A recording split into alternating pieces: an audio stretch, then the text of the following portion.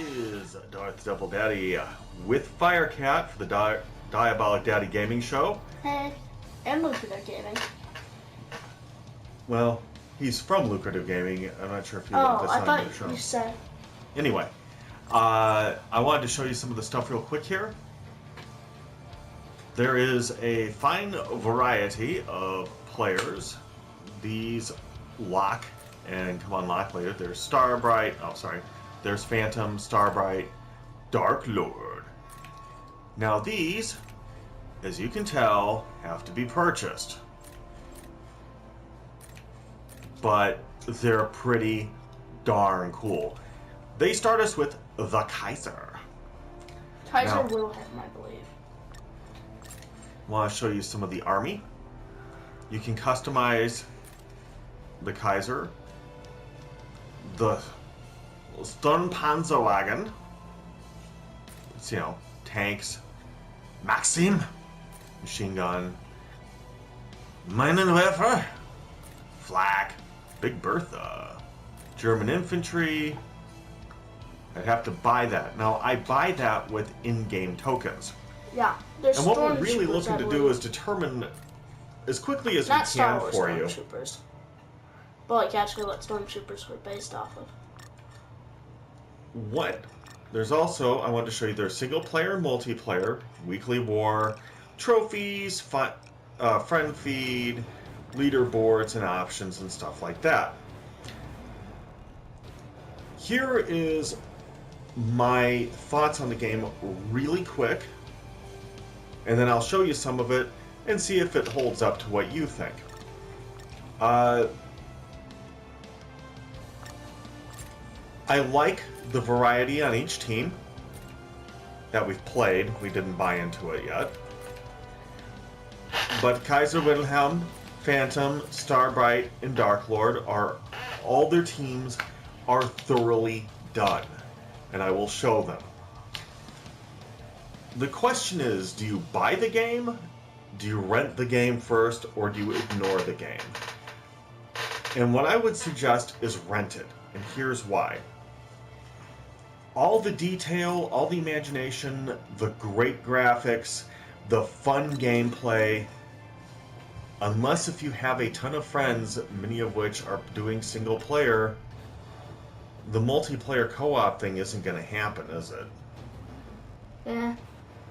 There's not a lot of people playing it. Maybe it does. I don't know. I haven't ever found anyone on it. Yeah. So maybe no one just plays this game or something. But. The question is the single player enough to keep you satisfied with purchasing this game? Well, my suggestion is rent. Yeah. I'm going to show you some single player action here in a moment. It is not too bad for a buy, but yeah, it's probably better rent. Yeah. As long as you're not that great at the game, or like. Then it'll keep you occupied for months. Well, as long as you're not like. If you don't play it intently, like if you want to replay the levels and stuff and get all the trophies and stuff, it probably lasts you a while. Yeah, you can't get the money out of it.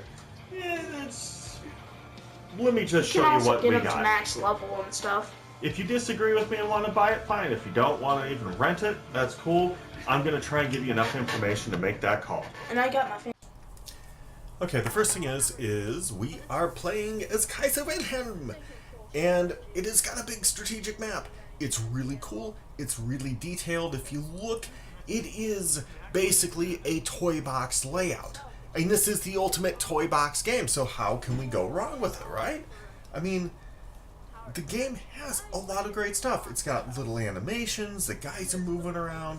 I mean, the detailing on this game is exquisite. I mean, look at in the background. You've got that weird little kind of gyroscopy thing. And if you look in the backgrounds, if you have time, because it's hard to do, there is a lot to do in the game. But we'll go further around. Like, for instance, the Minenwerfer. This is one of the big cannons. Again, beautiful graphics. If you notice, the little guys work in the machines. I mean, everything has something working on it. The detailings on the individuals, the detailings on the machines, the background destruction, phenomenal. Love it, love it, love it, love it. So, excellent on that part. Really, the things getting fired upon, they don't need to be any more exquisite than they are. So, I mean, it's just the right amount of detail.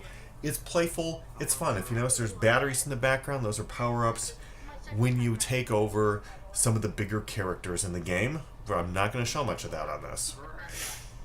This is another area. Again, like I said, the maps on this are exquisite. This is the backyard sandbox, pretty much literally. And we are going to be playing as the Phantom, and we are going against the armies of Bubblebrook. So take a gander at this baby.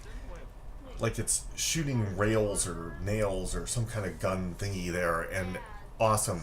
And I'm killing fairies. This gun, also incredible.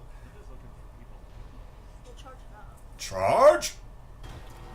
Fire! Whoa! Okay. It's better than I thought.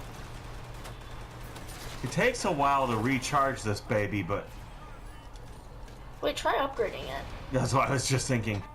Okay, that was where my son and I were talking. But I kind of left it the way it was because that's how excited you get during this game. And like the little side details that I didn't even get to notice. Oh, here's where you get to play your enemy's resource. How about that? You capture the Pegasus and you get to play it. How many bronies are going to be like totally freaking on that, right?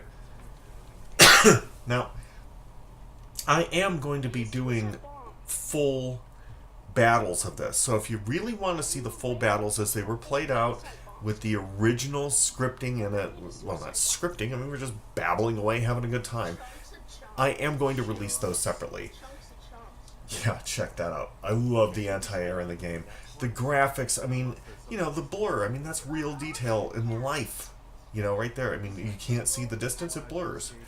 Body parts come flying off. Oh, and look, you get to play basically a sky laser beam that causes death from the stars. And see, there's Starbright. She's fun and cute, and she's got her little toy. This is where we're playing as Starbright's team. And I'll tell you what, this is where you capture the Dark Overlord's dragon. Or not dragon, his phoenix. And you get to drop, the nerd dice, the D20. For those of us who are truly nerds, we know this. But you're flying around, you're shooting, using his stuff. And I'm going to be showing you... I look at all the background. I mean, this is really kind of how the nerd would want his battle game set up. So it's got all the little nerd toys in there. Again, great graphics, great fun. All the maps are this fun and this graphic. So, oh yeah, I love the Dark Lord's armies and minions and stuff. The strategic value of the game, again, very strong. You get to place turrets everywhere, and this is a first-person shooter tower defense game. I mean, what a great combo. Not a lot of games pull it off well as this. Again, what I'd have to say is the only thing I find lacking is the ability to play well with others with it. But as a single player, it's so freaking brilliant. Haha! Check it out. Yeah, there's the Dark Lord, baby. Yeah. And I'm really enthusiastic about the DLC on this, though I haven't played it yet. And the upgrades are great. You buy your upgrades here, the ability to upgrade, and in the field, that's more upgrades you can get during the game. Also, you get to play as the main character, so you get to go out as the Dark Lord or whatever. It mentions the humble train set. Well, if you look in the background on this... Oh, this is Kaiser Wilhelm's tank you've stolen. And if you grab the battery, you actually increase your time in said tank. You also cause damage by rolling over things. There went the train in the background. Yeah. Good as its word. The background is cool. Background is also destructible. I mean, I've showed you a lot of this. And I'm still leaving off some of the cooler things. There are some of the giant colossal weapons, which I will show you on the larger pieces that I'm doing. Oh, this is the Dark Lord's, one of the main attacks Luke loves. And look at that. Big flaming fireballs! Yeah! So cool. Anyway, I hope this has been helpful. I hope you've enjoyed the destruction and mayhem of this game, even the biplanes.